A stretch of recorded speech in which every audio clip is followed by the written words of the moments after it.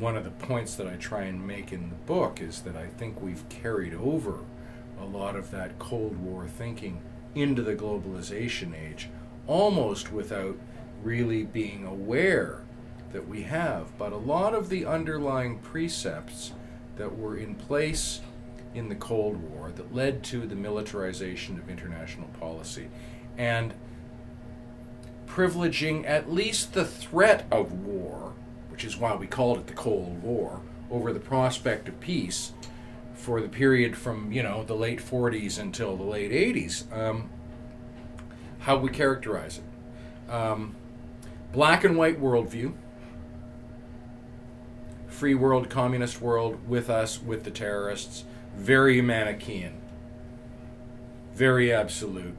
No gray zone in there at all. No room for ambiguity. Very black and white worldview. So that's one thing that's been carried over. It used to be free world, communist world. Now it's with us or with the terrorists. Nowhere in between.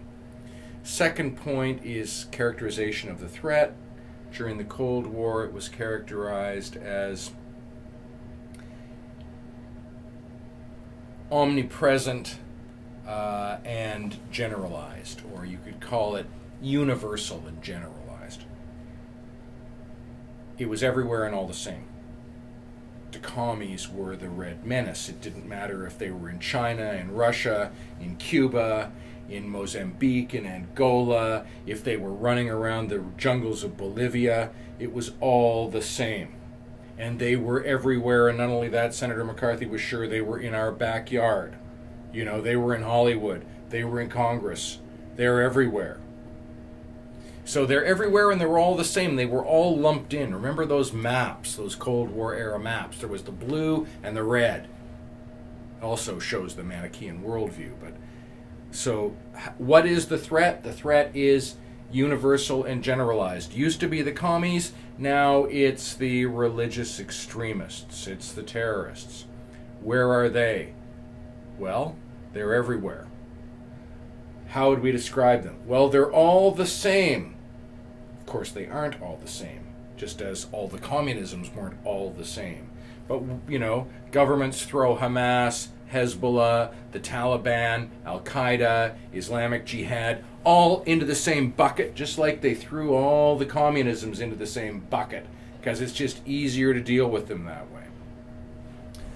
So that, I would argue, is the second underlying sort of psychological or ideological construct that has allowed the Cold War to morph into the Long War or the Global War on Terror, and hence prejudice the prospects of peace. Third point is, how do you respond to a black and white worldview, a universal and generalized threat? You do it by militarizing your international policy. You did it during the Cold War through containment and deterrence and mutually assured destruction and all the other things, and garrisoning the world and client states and proxy wars and all that stuff. And you do it in the Global War on Terror by essentially continuing to lead with the sword. Reach for the gun. You got a problem? Send in the Marines. You want to resource your international policy instruments? Give the lion's share of it to the military and the scraps for development assistance and diplomacy.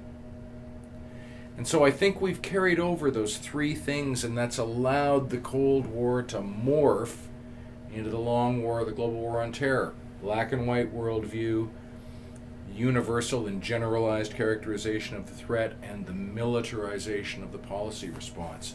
That was the case in the Cold War. That's the case in the globalization age. That's why things haven't changed much, and that's why we're still privileging war over peace.